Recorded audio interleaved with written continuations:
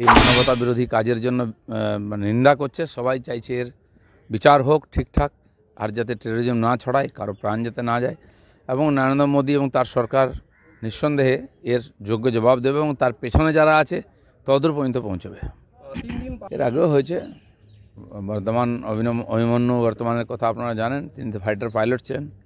তাকে আর অক্ষত অবস্থায় সরকার ফিরিয়ে নিয়ে এসেছিল ডিপ্লোমেসি করে।